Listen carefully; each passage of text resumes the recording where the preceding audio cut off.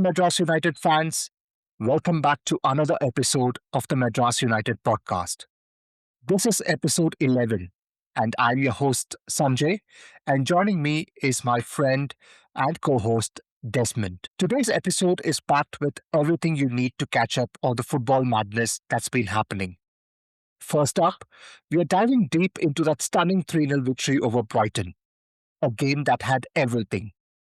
We'll break down each goal, the tactics, and why this win was so massive for the team's momentum. Then we're shifting gears to the managerial drama. Pep Guardiola and Arne Slot both leaving their clubs. It's a massive shake-up in the Premier League landscape, and we'll discuss what this means for the teams, the fans, and the future of English football. But that's not all. We are also celebrating the newly promoted Premier League teams and breaking down their journeys back to the top flight. And of course, we can't ignore the 2026 Champions League final, where PSG beat Arsenal on penalties in Budapest. Plus, we are building up the hype for FIFA 2026, the World Cup in the USA, Mexico, and Canada. We'll be talking about our predictions, talking about the teams with the best chances, and what this tournament means for football globally. So, whether you're here for the match analysis, the transfer gossip, or the World Cup banter, this episode has it all. Let's get into it. Des, let's start off with your thoughts on a great victory to end the season 3-0 over Brighton. The game had everything. It had goals, it had our style of play, and most importantly, we finished the season on a high with a victory and a clean sheet as well. Your thoughts on that? Hello, Sanjay. Welcome back, everyone, to the podcast. If the fans were looking for a perfect way to wrap up the Premier League season 2025-2026, and this was it. What a sensational Sunday afternoon early game at the Amex Stadium. We absolutely dismantled Brighton 3-0 on their own pitch, completely spoiling their afternoon while confirming our third place finish in style. Remember, they were also gunning for a Europa League spot, or a Champions League spot, to be precise. More importantly, it felt like the dawning of a new era under Michael Carrick. Remember, Carrick signed his full-time permanent managerial contract earlier in the week, and the boys were there out and gave him the ultimate statement performance. So let's quickly look into the breakdown, exactly how it happened and what it means for the Red Devils going forward. So it was an absolute masterclass at the Amex Stadium. To be fair, Brighton started off with their usual intensity. It's a very difficult place to go to, Sanjay. And off late in the last few seasons, we've had it very, very difficult with Brighton and Hove Albion, both home and away. We've had a lot of losses against them in the recent seasons, and it was difficult going into that match, given the consistency that Brighton have as a team and the style of play that they have. Remember, they also have one of our own in their team, which is Danny Welbeck, is a lethal striker for them. He's been performing really well in the last two seasons. So they started off with their usual intensity, and they gave us a little scare in the opening 20 minutes, I should say. There's one Maxim de Kuiper. He dragged a dangerous effort just wide at the start within the 20 minutes. But once we kind of settled into our rhythm, our structure looked incredibly secure, and transitional style of play was definitely lethal, and we were also breaking on the counter all the time. So that worked out really well for us. I was confident enough we were going to score the first goal, and it so happened in the 33rd minute. The breakthrough came, and a moment of pure history for two reasons. One, Dorgu scoring that header, because it's usually either a Casemiro or a Maguire jumping in to head the ball, and different looking at Dorgu. And the other reason is, of course, Bruno Fernandes's 21st assist of the season and breaking the all-time Premier League record for the highest assist. Fernandes goes in to take the corner, whips in this beautiful pinpoint ball, and Torgu rose beautifully to smash home the header. It hit the post, hit the goalkeeper's hands, and went in. There were initial speculations about this being awarded as a own goal for the keeper, but rightly so, it was a goal for Dorgu, and definitely the assist came through for Bruno Fernandes as well.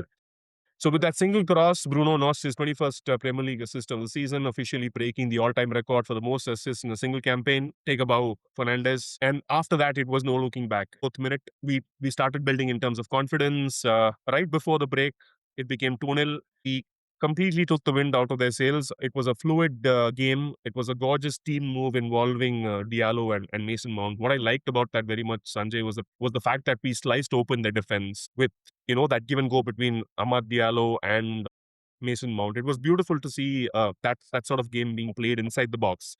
We're not usually used to seeing that, because we're always on the flanks trying to cross the ball in and catch them on the counter, and there's a tap in or a different style of goal from outside the box, etc.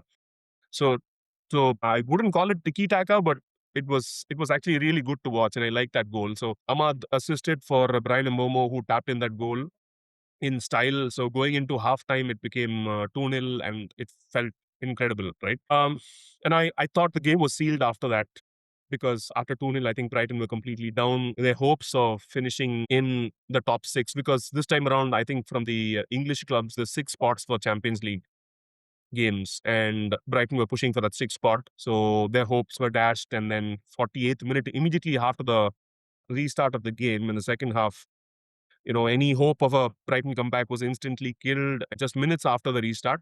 Dogu turns provider this time around for Bruno Fernandes. I thought initially he was going to score it himself, because he was free from his marker a bit, and then the defender caught up with him. So he stalled that move and then passed it into Bruno's path, who finished it with a rocket of a shot right into the bottom left corner. So, but after that, there was this bit of a VAR review that happened for a potential offside against Dorgu in the build-up. But I think the doubts were cleared, and the goal stood. So from then on, it was purely United 3-0 up, and we were cruising at 50 minutes. It was just game management after that from Carrick's side, right? Honestly, if it weren't for some of the fantastic saves from the Brighton goalkeeper, we should have actually been 4, 5, or 6, even 6-0 up against Brighton and Hove Albion, with Ahmad and Dorgu having a couple more chances. So it goes to show how we've improved and come a long way under Carrick in the last 5 months. Key talking points. One is, of course, Bruno Fernandes' legacy with that 21st assist for the season, his own personal record, and then breaking the assist record in the Premier League. He's crossed Thierry Henry and Kevin De Bruyne to move into that pedestal. Of course, we definitely have to maybe dedicate a massive segment of our podcast to Bruno Fernandes and talk about his achievements and stuff. He's already won the EA Sports Player of the Season award. That wasn't enough. He had to go out and break a legendary Premier League record of the 21 assists in a single season. That's an astronomical achievement in itself. He dictates the tempo of the games that we play. Of course, the only creative midfielder that we've got. He scores goals, he creates chances, he shows leadership skills that kind of defines Manchester United as a club. He is without a shadow of the doubt one of our best players, and definitely world class. Very few players we can call as world class within Manchester United. So it was definitely good to see Bruno Fernandes finishing off the season in style. If you asked me the same question 5 months ago when we were under Amorim, would United finish so high in the table with third place? I wouldn't have even mentioned it. But we were talking about a fifth and sixth place finish. Remember, Sanjay? But I think we've surpassed all that, and we've overachieved the season. The Carrick effect we've been talking about is definitely real. I thought it was just us bouncing off from the Amorim exit, and we're under a new manager, and we're trying to please the manager, the players trying to please the manager, etc., and we'll be back into the same old ways, is what I thought. But it wasn't the case. I think with Carrick's permanent contract signed and sealed, the squad now can play with a level of freedom, and they did play with that freedom. We've also got some tactical clarity. It's not that under Amorim there was no tactics, but there was, but the players weren't able to translate that onto the pitch. But here, they're able to understand, implement that on the pitch as well, which we haven't seen in a long time, right, Sanjay? Especially finishing with 71 points is actually a fantastic platform to build on. A third place, of course, Carrick's tactical intelligence showed throughout the 5 months that he's been there. He's got the respect of the dressing room. You should note that. The players want to play for him, and he's got the innate DNA of a winner. So let's see. It's only 5 months, and they've given him a 2-year contract. We want to see him continue. We want him to succeed, and we want the club to succeed as well. Hopefully, he can, bring in his philosophy into the club completely. It's only 5 months, so he can ingrain that into the team and ensure that we develop into this great Manchester United that we were supposed to be, like in the past. So that's on Carrick, and yeah, definitely. So the new guard is definitely stepping up. If you have to look at all the players, look at the names of the goal scorers, especially Patrick Dorgu, Brian Mbomo, also Dorgu providing an assist. if you'd asked me again back in the Amarim era, when Dorgu was playing left back, if you'd say he'd want to play on the wing and make an assist or score goals, it would have been absurd. But now it's completely different. And in fact, this change of position for Dorgu has actually helped him in the national team as well. So he's being played up front in the national team, and he scored a goal for Denmark in the club, in the kind of discovered this new position for him, and he's flourishing in that. Imbomo, of course, a proven goal scorer with the Brentford, came in Premier League proven, and he's performing brilliantly well. Kobe Mainoo, for that matter, and we spoke a lot about this, how he was out of favor with Amarim. He was not playing, and he did not get any game time. And all of a sudden, under Carrick, he's the superstar running the midfield, having a give and go with Bruno Fernandes, making those passes, etc., and even getting involved inside the box. And as usual, we have our United Academy players coming through. For example, Shea Lacey or a Tyler Fletcher, and then a young Lenny Yoro, not from the academy, but still coming off the bench and showing that our bench strength is good, and then we could look forward to a bright future. So Carrick isn't just trying to win games, he's building a sustainable long-term project. And if the club give him the time, and the fans and the pundits and everyone be patient with him, I can see us becoming a very, very successful club in the near future. But fingers crossed, Sanjay. In the defense that we were talking about, we spoke about the goalkeeper and the defense as a unit. That has also improved. And Harry Maguire and Lisandro Martinez's partnership, this was unexpected. We wouldn't have imagined both of them forming a great partnership, especially this season, because we had Matthias de Ligt, we have Lenny Yoro, we have Aiden Heaven, and of course Harry Maguire was only a backup. But with all these injuries, Harry Maguire had to step in, and he's just proven to be this very good defender for us, partnering along with Lisandro Martinez. Remember, they kept Danny Welbeck completely quiet during this game, which goes to show that we are there in terms of top-notch defending. Two thoughts. Again, we finish the season on 71 points, and we are completely inside the top three. We should be aiming for a top two, or even go for the title if we play, if we bring in the right players and form a strong team. At the end, Brighton still sneaked into an eighth place for a Conference League spot, so they had their little celebration. But I think the Carrick era has officially begun. Bruno is making history, and I don't know about the others, but I cannot wait for the transfer window and the upcoming campaign. So I'm looking forward to that, Sanjay. Yeah, I agree with you in terms of what you said about Carrick. It's good that we've given him a 2-year contract. Usually, we've given longer terms to managers and then had to cut it short, which Yeah. has kind of not set the right precedent for the team. There's been a Mm. lot of confusion, a lot of chaos, managers coming in, moving out, and then players coming in and moving out as well. But a Yeah. 2-year contract sends the right message to Carrick and to the fans and to everyone as well. So he knows what he needs to do. I think when he took up this job, he knew what exactly he had to achieve at the end of the season. And similarly, with a 2-year contract, I believe he knows what exactly he needs to do. That's a good goal to have. And Mm. a lot of times we speak about the United DNA. I think what that DNA means, not completely, but at least what it means to my understanding is that we need to keep things simple, right? Yeah, definitely. There's a lot of talk about tactics. You have a lot of managers around the globe talking about the different variations, different tactics. But you look at Mm. United, you look at when we've been more successful under Sir Alex Ferguson, it has been when he's played without a lot of football tactics. It's more of man management, more of Exactly. identifying the right players for the right positions, encouraging them. Even if he had someone who was not used to a position, he gave them the confidence to play there and then get used to Yeah. it. So I think that's what Carrick is doing. He's done the magic with almost the same set of players that Amarim had. So Mm. it's all about team management. And I think with more players expected to come in during the transfer window, I think we will only get better and better from here. Mm. Before I move on to the next question, I wanted to pick your brain on three key moments or three memories that you have from this season for United.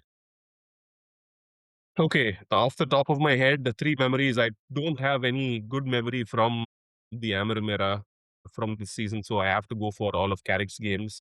Oh, in fact, I do have one, because remember earlier in the season under Amarim, we beat Liverpool Liverpool. at Anfield. Yeah. Maguire's header. I have to consider that because Anfield has been a fortress throughout, and in the last decade we've never done the double against Liverpool.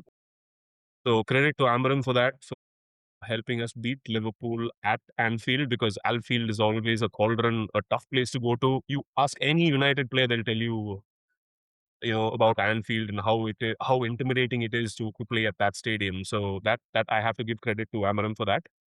I'll pick that one. I'll pick the derby victory against City, beating them in the first game for Michael Carrick, and then the game against Arsenal. Okay. I definitely pick these three as my favorite moments this season. And yeah, we also did the double on Liverpool thanks to Amarim and Carrick. We beat them 3-2 again. Uh-huh. So that was it. What about you, Sanjay? What are yours? I think from a results perspective, very similar to what you've been saying, because the Mm, mm, victories over Liverpool away, City at home, and yeah. Arsenal away have been very, very key in terms of Mm, where we mm, finished at the end of the season. yeah. In terms of memories, I would say the post goal celebrations from Matheus Cunha. That's been it is new, it is refreshing. The surfing, and I would say the resurgence of Patrick Dogu, unexpected. We've spoken about this. We've been gunning for him to be sold, to him Mm, not play. From that to a transition, and it's good that he scored in the last game against Brighton, because mm, he did well against City and Arsenal, and then he had to go out because of an injury. yeah. So there were questions around whether he'll be able to bring back that form. But when he did come back, he did show glimpses of his brilliance, and the goal was a banger of a header. It's good that he's finished the season on a high, a lot to look forward to. And probably one other memory, I would say, not a memory as such, but just Carrick being there in the dressing room and on Mm, the sidelines, right? That calming yeah. figure that you have, because we've had a lot of managers over the years, but Carrick kind of brings in a sense of composure, a sense of calm Yeah. with him, and he's passionate. So I know he's a true Red Devil, and just knowing that he's there versus someone who's probably more experienced but not a United player in the past or a Red Devil gives Mm, me more confidence that we are on the right track. okay. Yeah. Definitely the right ones, Sanjay. Mhm. Especially the Orgu resurgence that you mentioned. Right? He's found a new position to play, playing up front, the left flank, and scoring goals and making assists as well. So that's actually a huge welcome change. And, it's even changed his career a bit, I should say. Yeah, but Absolutely. on a He's light, very young. So I think the yeah, yeah. change has happened at the right Mm, moment for him. And mm. now that he's set the stage, he just has to go out and perform in the next season to cement his place in the United and the national squads.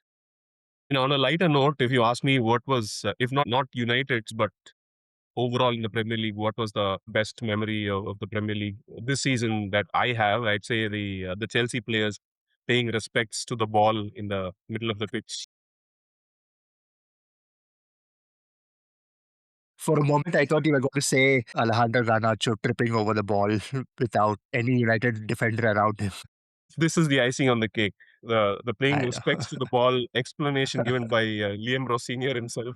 I know. Okay, so we've spoken a lot about Carrick, how he's the right person for United at the moment, how he signed a 2-year contract, and how United seem to be in safe hands at least for the next 2 years.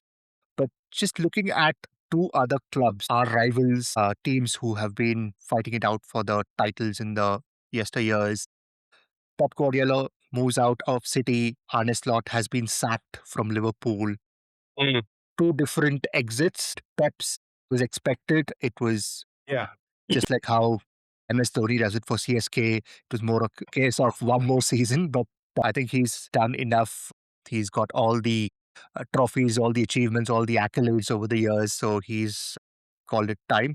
But Arne Slot, after winning the title last season, is getting sacked this season. A lot of chaos at Liverpool. What does it mean for these two clubs, and what does it mean for the Premier League on the whole?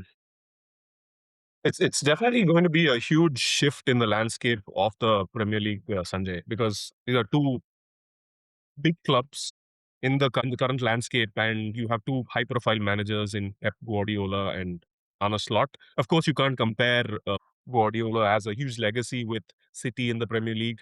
He's in fact changed the game for City, the way they play. In fact, a lot of other teams and a lot of other coaches who watched the City team and Pep Guardiola have kind of adopted his style of play, and they're implementing that in their football. So Pep has had a huge influence on City and the other clubs and the other managers, inspiring a lot of people. Of course, successful in the very, very first season in Liverpool because Klopp, it was Klopp's team, to be honest, and he managed to win the Premier League with them. But this season is when the real test was for him, and I think he kind of failed. While both managers walked away having won a Premier League title, the nature, reasons, and the impacts of their respective exits could be more different, right? For Guardiola, it is the end of an era at Manchester City. After exactly 10 years of being in charge at the helm, he's decided to call it a day, officially stepping down as a manager of City at the conclusion of the 2025-26 season. The news broke out slightly earlier than expected. He wanted to announce that himself, but I think the news started coming out even prior to that. His final match was this 593rd game in charge and against Aston Villa, wrapping up a decade that completely reshaped English football. So why he decided to leave, Sanjay, is he had a year remaining on his contract, but chose to activate a mutual exit clause. Of course, it's a loss for him, monetary loss for him as well. But he chose to leave because this stint being emotionally and psychologically exhausting for him, rather than a lack of backing or ambition. So it's not that he doesn't want to be a manager anymore, or it's difficult for him, or it's a tiff between him and the management, anything of that sort. Everyone's with him, right from the management at the Etihad to the players to the staff, everyone. So he's built this great relationship. It's just that it's been exhausting for him. We saw this coming. We heard rumors previously that Guardiola was going to call it a day. When he would leave was the question. So, yeah, it was mostly down to declining energy, Sanjay.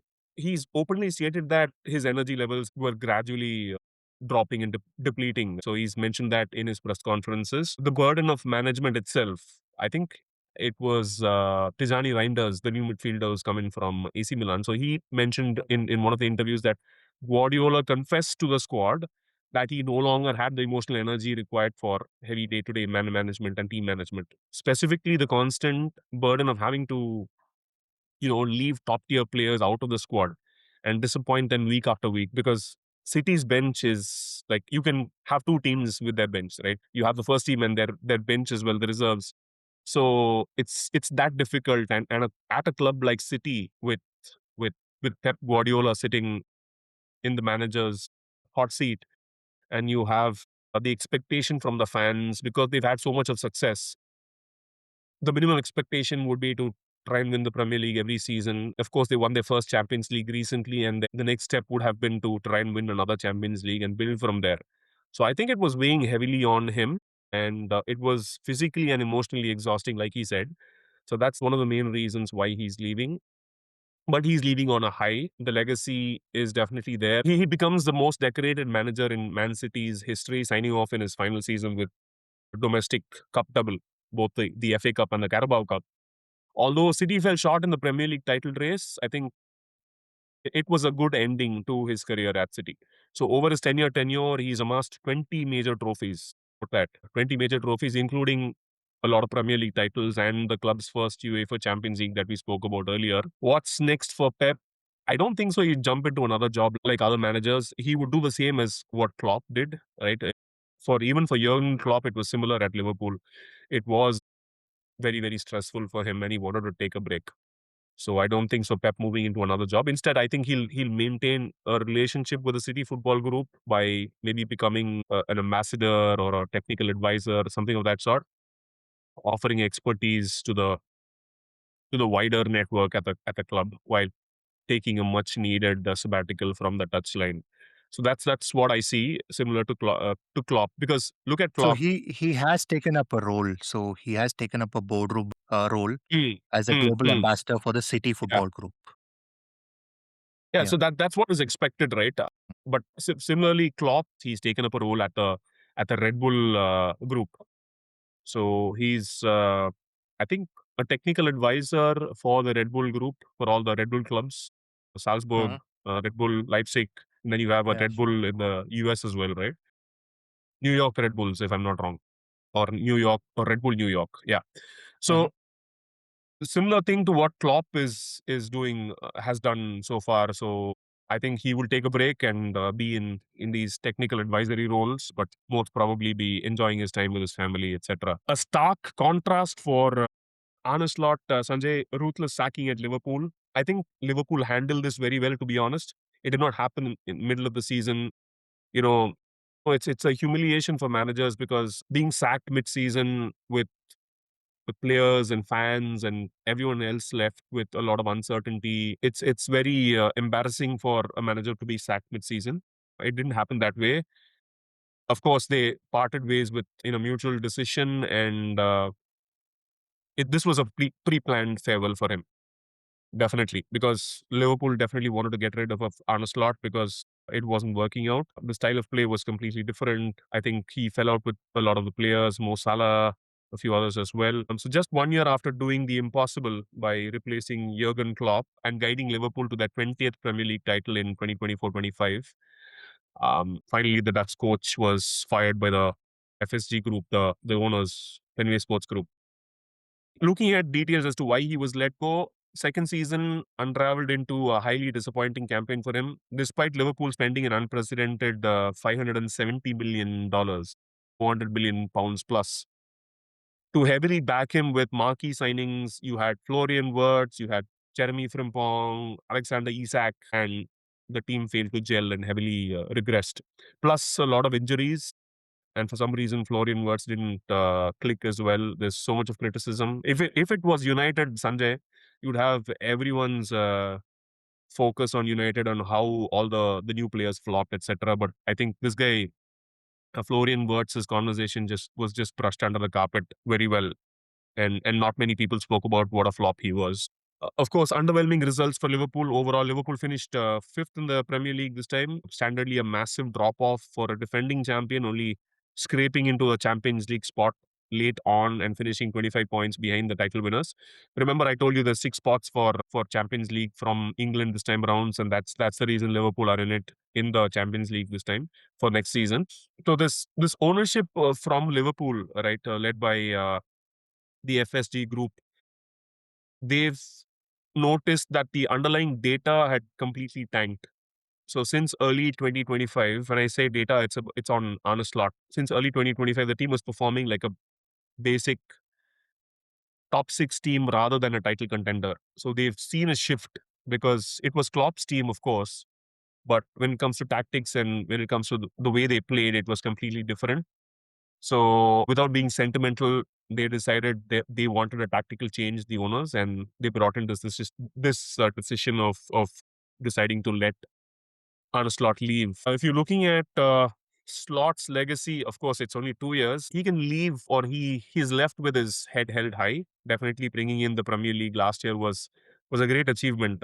Although you're new to the club and you have this already Premier League title winning team, it's difficult to manage, right? So he will definitely be remembered for that Premier League title after the Klopp era.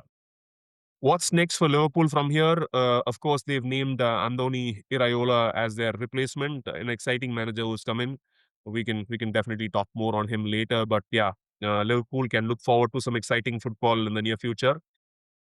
A manager who will suit their DNA, who will play the style of football that they want, and I think who will win the players over as well. It's hard to digest being a United fan, but yeah, that's reality. Fortunately, the Liverpool management has been making all the right decisions, and they're not a club who run into hasty decisions as well, and they choose their managers well. They ensure that they plan for the long term rather than bringing in managers and sacking them immediately. So yeah, to sum up, Guardiola's and Slot's legacy at City and Liverpool. So tenure for Pep was 10 years, 2 years for Slot. Pep, of course, resigned and mutual activation of the exit clause, whereas Arne Slot was sacked. the nature of the exit was slightly different. For Pep, I thought I would expect him to come out and talk about his exit, like how a Klopp did, and the news never came out. Remember, but unfortunately, it got leaked in this day and age when you have the press and the media sniffing around, even for the slightest of information that comes out from these clubs, and you have people leaking this information as well. So it was unfortunate that it came out that way, and his squad got to know earlier than Pep announcing it. So it was a bit of a downer for him, but I think it was okay. He's leading on a big high, Mhm. Pep, whereas Arne Slot is not that much. Let's see. Both these clubs are having a huge shift, like I said, in the Premier League landscape. It's a great opportunity for Carrick and Co to try and prove themselves because City are down and out without a new manager. Of course, Enzo Maresca is being talked about as the replacement. New manager for Liverpool, Andoni Iraola. You have Arsenal, who've managed to scrape through in the Premier League somehow, and we'll talk about the Champions League as well. I know you've got a lot to say, but I think Carrick has a very good chance to try and prove himself. Look at you know top spots, at least in the top two this time around. Let's see. But yeah, sad to see Pep go, and not so much for Arne Slot, but Pep, we will definitely miss him, and his legacy at City will remain forever. In fact, they're naming a stand after him, Sanjay, at the Etihad, and they're also putting up a statue of Pep's at the ground. So yeah, that's how you create a legacy. They should just rename the stadium as the Pep Stadium. He's done Yeah, so much seriously. for them. So He's much. put Yeah, them on the exactly. global map. Great. Thanks for the inputs. I have a few questions on this topic, so I think we'll be spending some more time on this. Mm, mm, First mm, one, like you rightly mentioned, Enzo Maresca is being touted as the next City manager. mm, Now, mm. Enzo Maresca previously coached Man City's elite development squad, and he also Okay. served as Guardiola's assistant manager during the 22-23 season when they won the treble. Mm, But then he later moved on to managerial roles at Leicester City and Chelsea. My mm, question is, when someone like Pep, and this is not specific to this case, but in general, right? mm, When someone like Pep, who's been there for, say, 10 years or even a mm, longer period, and you know that someone has done so much for the club, brought them to the top of the table, would it be better for clubs to plan this better? To have identify someone, let them be the outgoing manager's understudy for a year. mm, And I'm asking this mm, from our own experience at United when Sir Alex mm, left. I mm, felt we should have probably identified David Moyes a year earlier, brought him in so that he understands how things work at United because mm. there's a DNA for every club. There's a way in which everything works, right?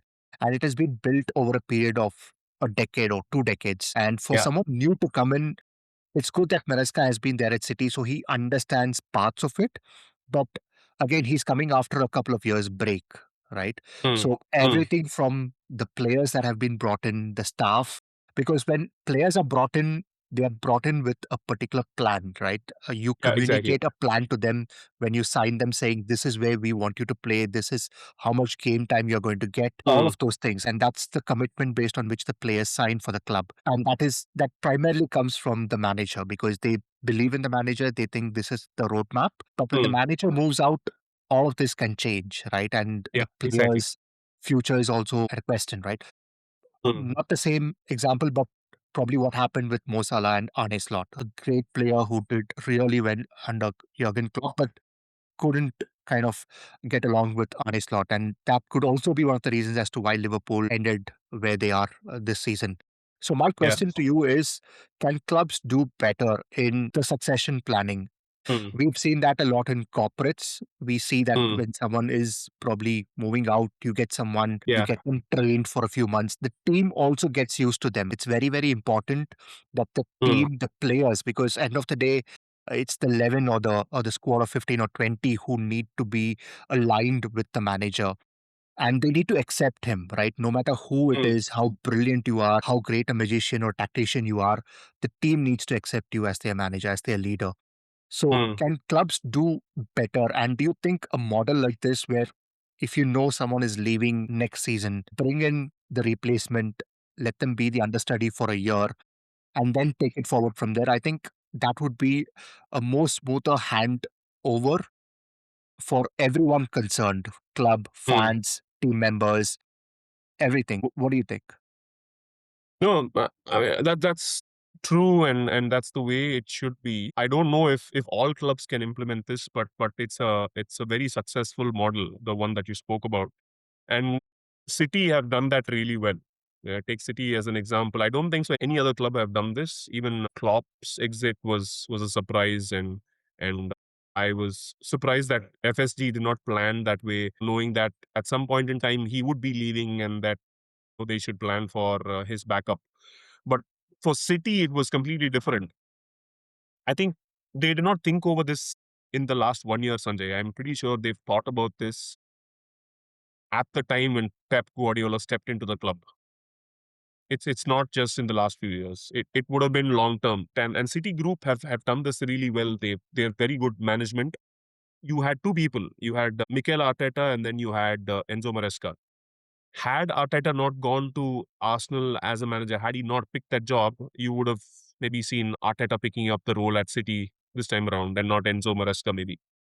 And Enzo Maresca is pretty much similar to Pep Guardiola. Of course, his disciple coached the team along with Guardiola, was has been with him for quite a few years.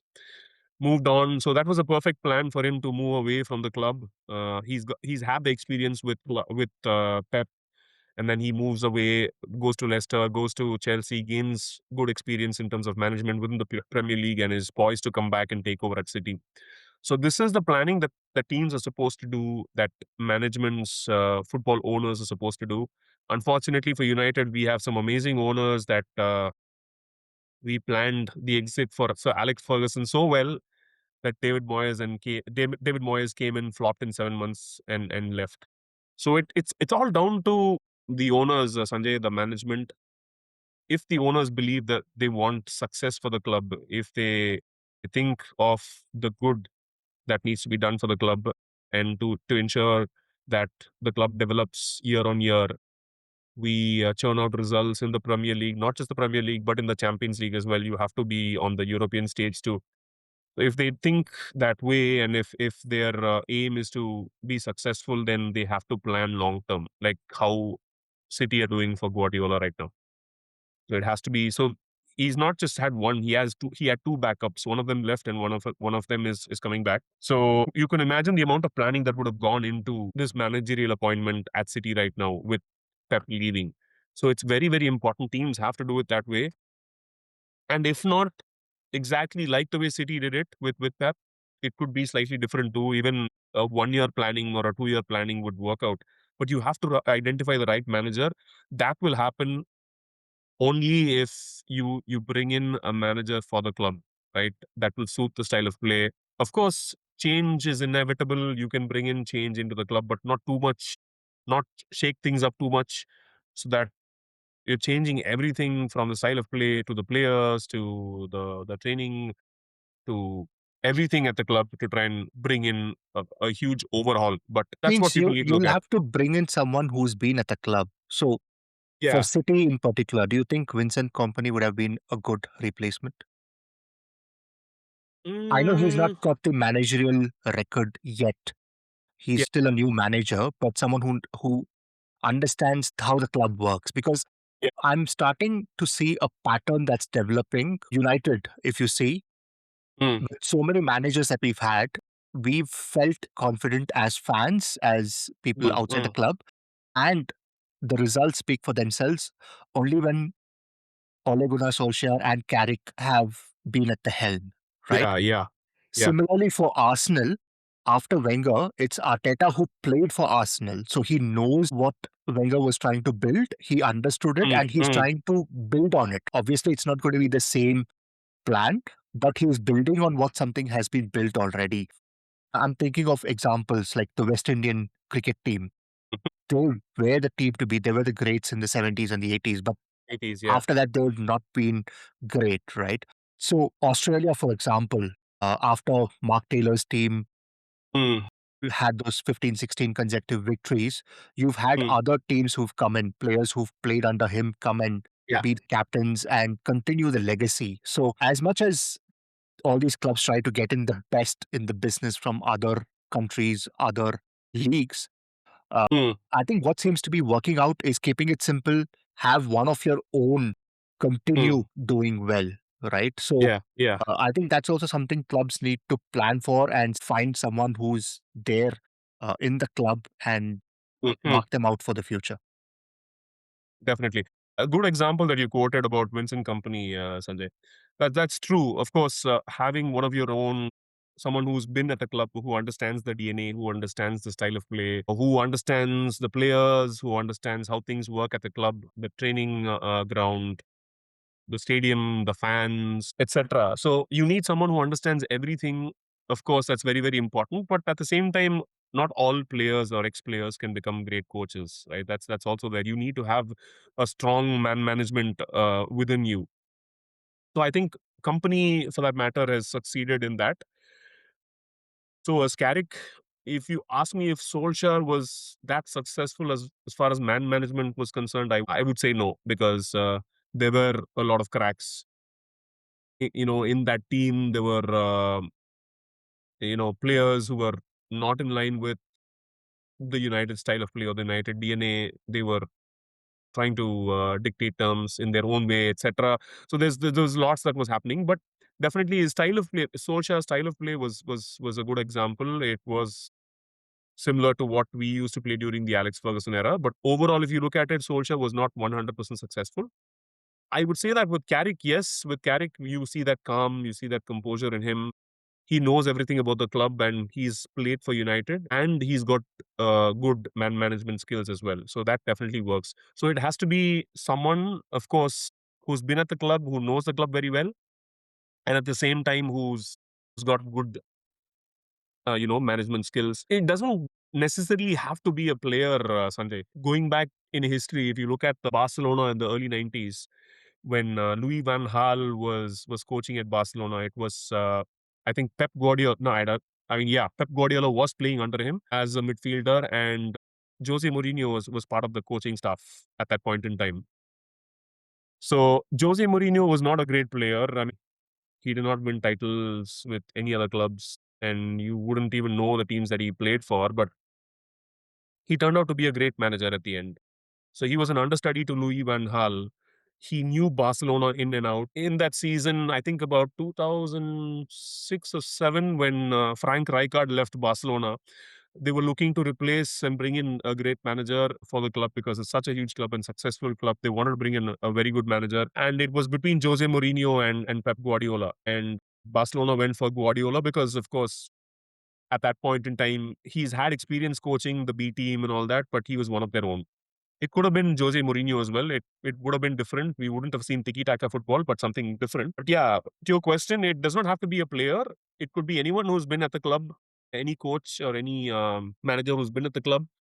But I think we should look at both sides. It should be the game, the style of play, everything plus man management put together. But yeah, to summarize, the answer, yes, what you said is true. We need someone who knows the club in and out. That's very, very important, Sanjay. That's Hmm. one of the things that we need to look forward to. And I can see that happening with Carrick. In this season, there's less pressure on him. Hmm. To perform and prove himself. I'm pretty sure he will do well. Let's see. Well, Okay. let's. Next Yeah. question I have on that topic. Mm, With Pep moving out and Klopp yeah. Yeah. already gone, will we be missing the managerial face-offs in Premier League? And what I mean is, Oh, yeah. over the decades, we've been waiting for, say, Sir Alex Ferguson versus Arsene Wenger or Oh, Alex yes. Ferguson Yes. versus Jose Mourinho. And Yeah. in the last decade, it's been Pep versus Klopp, right? For Yeah. Yeah. lack of like consistent good managers in other teams. Mm, Is that mm. something we'll be missing? Because that's like an end of an era for both teams. Definitely, we will miss the rivalry between managers. You left out Sir Alex and Rafa Benitez as well Yeah. in between. Mhm. So Sir Alex and Arsene Wenger, Sir Alex and Rafa Benitez, and then it was towards the end it was Sir Alex and Roberto Mancini for maybe a couple of seasons. Pep and Klopp were like the biggest names in the last 10 years. And every time, everyone's looking forward to the Liverpool versus City game. Even we look forward to those games because it's going to be high intensity, attacking football. There's going to be goals. We even look forward to the press conferences. Remember, Yeah, Pep yeah. and Klopp, we kind of want to listen to what they say, and we definitely miss that. I think right now in this day and age, at this given time, we don't have managers like that. But we hope to see such rivalries. It's a healthy competition. It's healthy for the Premier League. You have teams competing against each other. You have other teams trying to get inspired from, like, a lot of people. A lot of managers got inspired from Pep's style of football and adopted it. I mentioned earlier. So you're missing out on that. Clock was completely different. The gegenpress, the high press football, high Mm. intensity. I've heard ex players talking about how in Klopp's training sessions, just about running X amount of kilometers during training, and if you don't do that, you're out of the match. You have to put in a shift. Is something that was uncompromising with. I think, yeah, we're going to miss all that. We're missing out. Of course, Klopp has already left, and we miss him a lot. And Guardiola as well will be a huge loss to the Premier League as a whole. So let's hope someone comes in the future. Let's Mhm. at least hope that Carrick becomes a similar manager. You never know. He will Let's see. still need a rival because as much as the football on the field is exciting, Hmm, hmm, hmm. these managerial rivalries, face-offs on the sidelines is also something that excites us as fans. Yeah, definitely. Anyway, I think we've spoken a lot about United Premier League teams. We've got to shift our focus slightly to the Championship, Sanjay. So we've got new teams coming in into the Premier League promoted. Mhm. I'm not going to mention them. I'll leave it to you to walk us through what we've got in store. Let's see, Sanjay.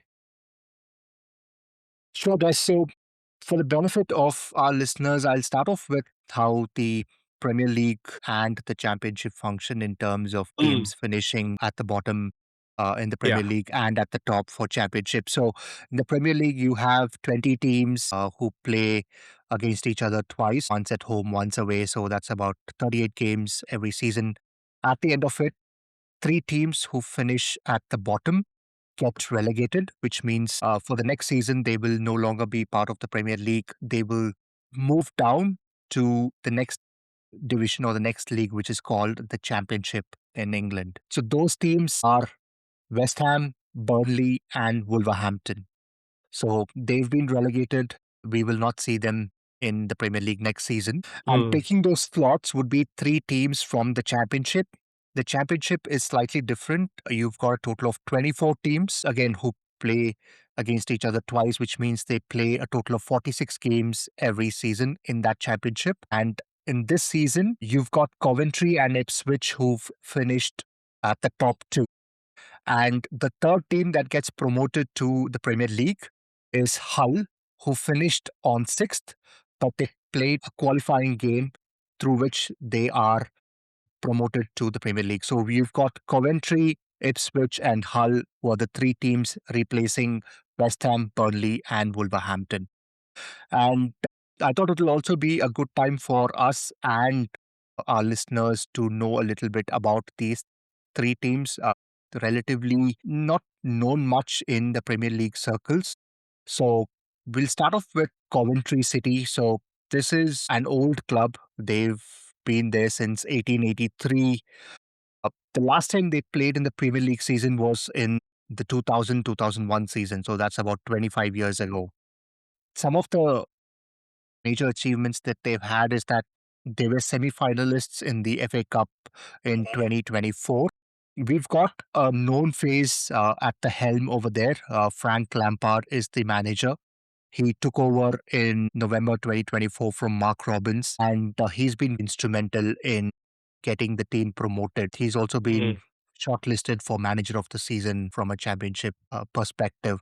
That's about Coventry City. They finished with 95 points from the 46 games. They had about 28 wins, 11 draws, and 7 losses. Joining them is Ipswich Town. Now, Ipswich has been there since 1878. They've been promoted to the Premier League 4 times, and the major honors are that they've won the league championships in 1961-62 and the UEFA Cup in Hmm. 1981. They also won the FA Cup in 1977-78. They were the league runners-up in 80-81-82, and they recently got promoted from League One in 2023. So if you look at the last 3 years, they've been promoted from League One to Championship and now from Championship to the Premier League. So that's a great turnaround for them in the last 3 years. They hold on to the core of the teams. 8 players who were from that squad that secured League One promotion are still with the team who are going to play in the Premier League. So the core remains the same. And then you have Hull City, which is the third team. They were founded in 1904. They've been promoted to the Premier League only 3 times. 2016 that they got promoted, so about 9 years ago. And they had a good start in 2008 when they played in the Premier League. They reached second in October of 2008. Post that, obviously, there were other teams that overtook them. But they did significantly well. They notched up victories against Newcastle, Arsenal, and Tottenham. So they did Hmm. cause a few big upsets. They finished sixth in the championship this season. They had a playoff final versus Middlesbrough, and they won 1-0 with Ollie McBurney scoring in the 95th minute in stoppage time. So yeah, those are the 3 teams. Looking forward to how they're going to play. We will definitely be missing teams like West Ham, Burnley, and Wolverhampton, but it's good to see 3 new teams. We don't know; they might go ahead and cause some upsets in the coming season. You cannot undermine them. You cannot take them lightly. That's Yeah. the update on the 3 teams.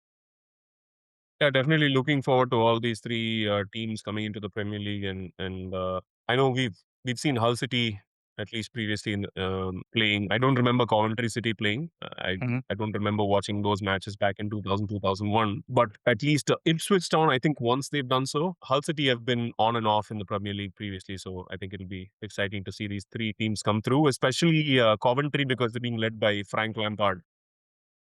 It'll be exciting to see how Lampard would lead his team this Mhm. time around after getting promoted. Speaking of champions, we have to speak about the Champions League finals, the most awaited game.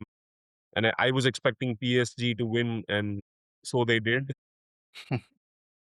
Arsenal, it wasn't a surprise, but the way the game went and the way it panned out was completely different. I did not expect this to happen. But yeah, I would like you to walk us through the Champions League final. What were your expectations going to the game? How did you find it? And of course, PSG deserved winners. Yeah, take it away from there, Sanjay. My expectation in terms of who the winner would be is the same or was the same as you. We had one common enemy in Arsenal, so we wanted whoever it was, even if it had been a team that we had not heard of before, we would have rooted for them. PSG successfully defended the Champions League title, but the way in which they did it was very, very different. In 24-25, they beat Inter Milan 5-0 in the final. It was Yeah. a resounding one-sided victory. Whereas this year, it was a 1-1 draw at the end of normal time and extra time. And this was kind of expected because we spoke about this in the previous episode as well. We had PSG on one side who had free flowing football, who were attacking, and then you spoke about the defensive stability of Arsenal. And we said that is what we were looking forward to in the final, and that's what happened. Yeah. However, it was Arsenal who took an early lead. In the 5th minute, Kai Havertz got the ball around the half line mark, took it on the left flank, and bulleted a shot into the net. What happens in games like this, especially in finals, when you take an early lead, it is very, very important. It is very, very crucial that you take an early lead, but Mm. you will have to substantiate it with a second goal or a couple of more goals. If you score early and you don't score for the rest of the match, it is easier for the opponent to crawl back into the match because Mm. they exactly know what is ahead of them. The plan changes, and that's what PSG exactly did. There were a lot of chances for both teams, especially for PSG in the second half. But Mm. in the 64th minute, PSG got a penalty. Christian Mosquera from Arsenal fouled Kwecha Kvaratskhelia in the 64th minute, just inside the penalty box. And a penalty was awarded. Ousmane Dembele scored for PSG. Post that, they had a lot of chances. PSG could have easily won this game, but David Raya was brilliant. He came in with some outstanding saves. PSG were also not on target. They had a lot of shots that were wayward, that hit the side of the net, but they could have easily won it. They could have won it in extra time as well, but that didn't happen. It went into penalties. In penalties, you had Eberechi, Eze, and Gabriel missing for Arsenal. Eze missed first, which gave PSG the advantage, but then Nuno Mendes, who took the next penalty for PSG, saw his shot saved by David Raya. Yeah. That put things back to square one. Gabriel had the task of equaling and taking it to sudden death, but then he kind of fired it into the Budapest sky and gave PSG the title.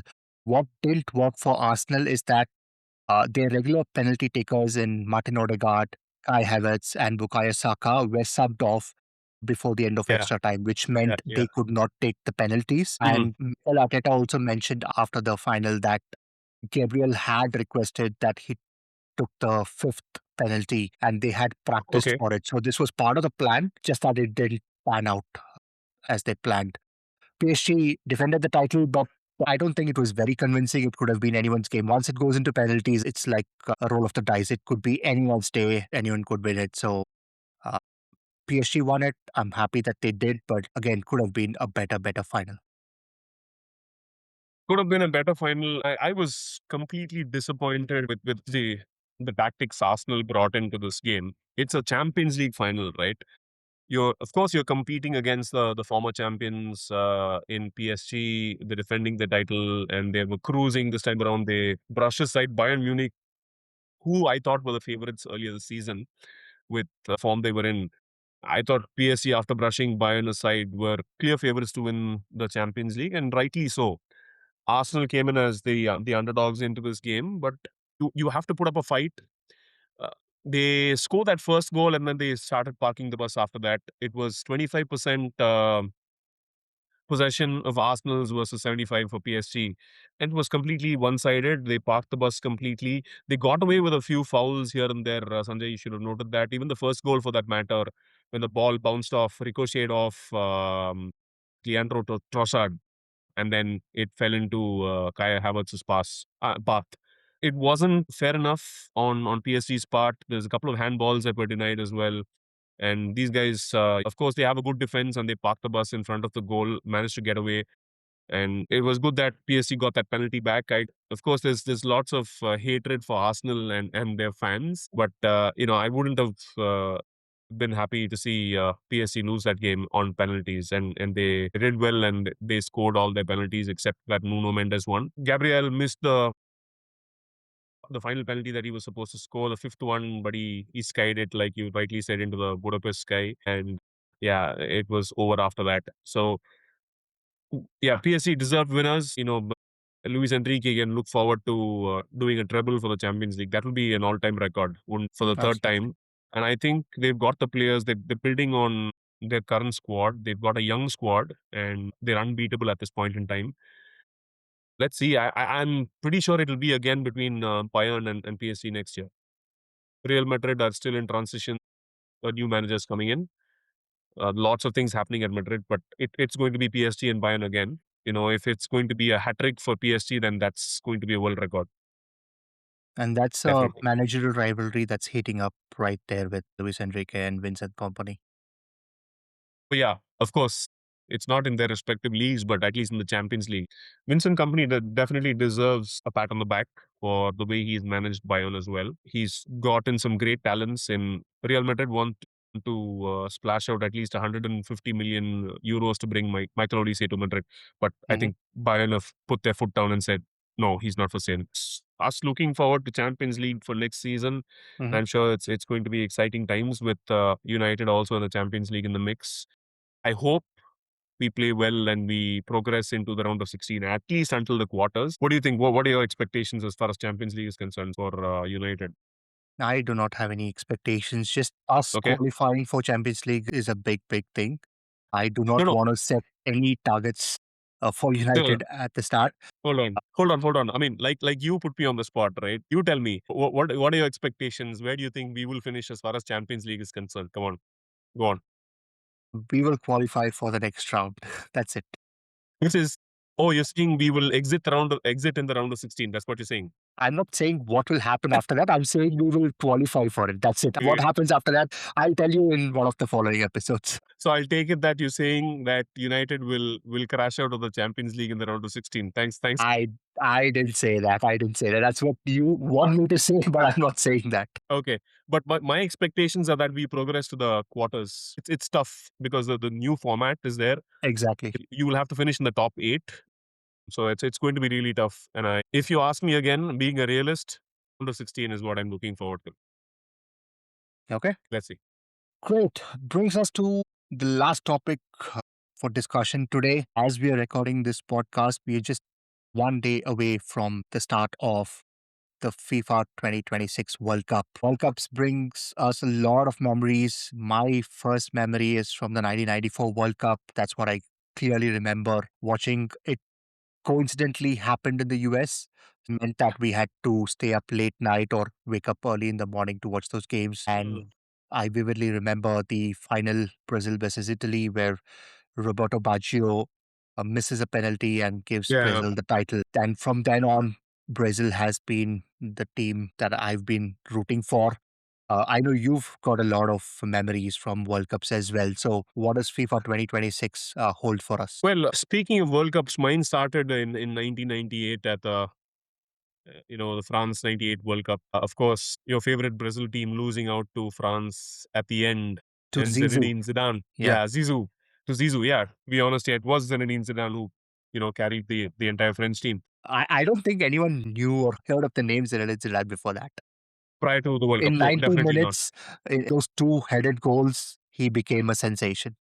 Yeah, exactly. It was a great World Cup. It was a heartbreak for Brazil with Ronaldo. I think Romario was out injured for that World Cup, if I'm not wrong. But Mhm. yeah, it was heartbreak for the entire of Brazil. And of course, they bounced back after that in 2002 and ended up winning it. But after that, I think we've not seen them being successful. This time around, they're a good squad. We're seeing some good players in their squad in all departments. In the front line, in midfield, and in defense, they're looking strong. So let's see. My expectations for this World Cup again happening in the US, Mexico, and Canada. It will be difficult for us to wake up in the wee hours of the morning to try and catch up on games. But let's see, at least the big matches, like the bigger teams that we have in Europe and at least in South America, we can try and catch up on those games to see if we can watch those matches. It feels a bit weird, actually, Sanjay.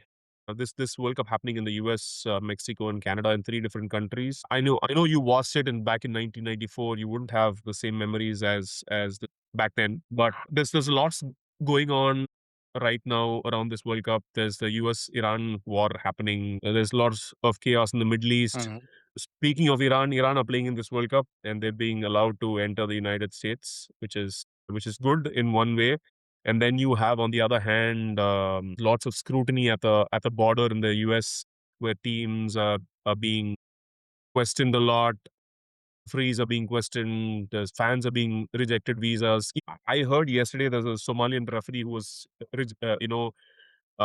whose visa was rejected, who was not allowed into the United States. But this is all, you know, forming a cloud around this, Mhm.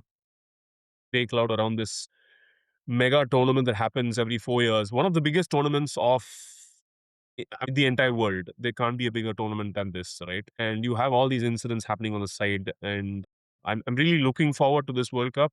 Mhm. I've got some favorites, not one, but a few who I think would win. But let's see. So, who are the four semi-finalists according to you?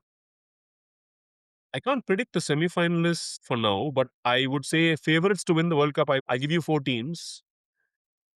In the order, I would say this time around Spain 1, France 2, then I've got England 3, and then maybe Argentina 4. Yeah, that's what I'm looking at. Okay. Why I brought France down this time to second place is because I've got my reasons. France is one of my favorite teams. You've got look at the front line for France, Sanjay. You've got Kylian Mbappe, you've got Ousmane Dembele, who's the Ballon d'Or winner. You've got Desiree Doué, who's playing for PSG. Of course, Ousmane Dembele is also playing for PSG. You've got Bradley Barcola. You've got Brian Cherky. You've got Michael Olise. Your new Not sure favorite. if yeah, my new favorite, of course. Yeah, he's definitely going to play on the right wing. And you've got I'm not sure if Griezmann is playing this time around. Is he? He's not playing. I'm not sure. So you've got a wealth of talent in the front line for France. The midfield is slightly weaker, and they've got a good defense too. But if you ask me why I don't think so, France will win the World Cup this time is this might be outrageous, but I think it would be because of Kylian Mbappe. The reason being, he becomes a more individualistic player than a team player when it comes to these big tournaments. And he wants to Hmm. hog the limelight for himself. This is what I've seen at Madrid, at France. In the 2018 World Cup, it wasn't that much for him, but I think in 22 and then even for this World Cup and even other tournaments, even the Euros that we've seen with Real Madrid as well, he's become a more of a player that plays for himself, looking for individual glory rather than looking to play for the team.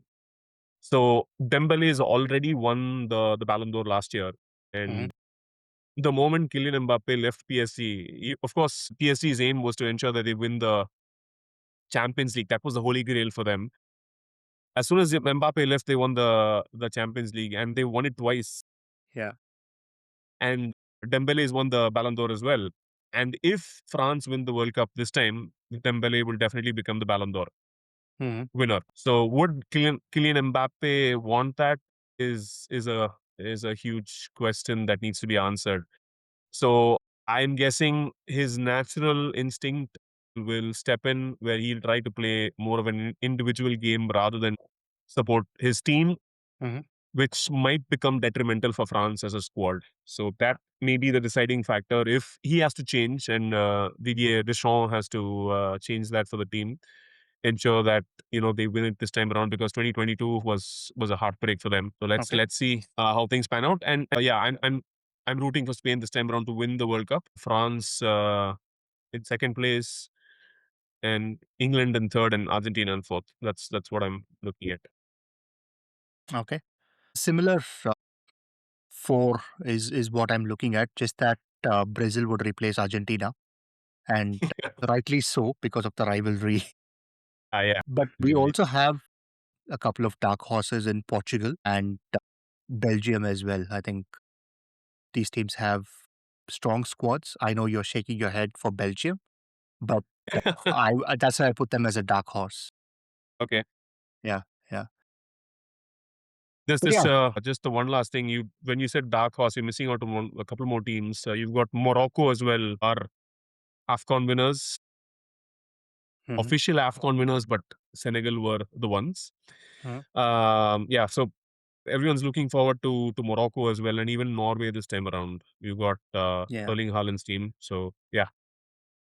And given that we've been watching football for so long, we've been watching World Cups and we've been speaking about World Cups from 94, Mm. 98. It's sad to see that we are not even mentioning Germany and Italy. Oh yeah, Italy unfortunately haven't qualified for the World Cup. Not even as dark Which horses. They're not even in the mix, right? they're not even in the mix Because exactly. say 10, 20 years ago, if we spoke about football, inevitably you'll have Germany and Italy in the mix. Yeah, Germany was a team that was there all the time. It's like the Bayern Munich team that shows Yeah, up at least to the semifinals in the Champions League every year. It's like that. But unfortunately, in the last few years, in the last few tournaments, we've not seen them show up, and Italy have literally not shown up. I So know. sad to see. It's We a shame to see these teams being left out. Unfortunately, that's reality. Yeah, we grew up listening to those names, right? Jürgen Klinsmann, Franz Beckenbauer, and Michel Yeah, yeah. Platini, and Rudy Waller. the Baggios. Yeah, yeah, exactly. Oh my God. Okay, great. That brings us to the end of this episode, and what an absolute roller coaster of topics we've covered today, from that incredible 3-0 victory over Brighton to the teams getting promoted to the Premier League, to the Champions League final drama, and finally building up the hype for FIFA 2026. Massive shout out to you, Des, for bringing all the energy and insights to this episode. And to our fans, whether you're here for the tactical breakdowns, the transfer speculation, or just the football banter, we hope you got something out of this one. If you enjoyed this episode, hit that subscribe button on Spotify, leave us a review, and share it with your fellow Madras United fans. Follow us on Instagram and YouTube for more content, highlights, and drop your thoughts, predictions, and topic suggestions in the comments. We read everything, and your feedback shapes what we bring to you next. Next episode, we are going to go deeper into the transfer drama, reviewing the promoted teams' preseason preparations, and doing a full FIFA 2026 review of the teams and the squads. So stay locked in. Until then, keep supporting Madras United, keep the faith, and remember, football is more than just a game. It's passion, it's community, it's us. This is Sanjay, your host, signing off. Madras United, this is your podcast. Let's go. Thank you, Sanjay. Thank you, everyone. See you around.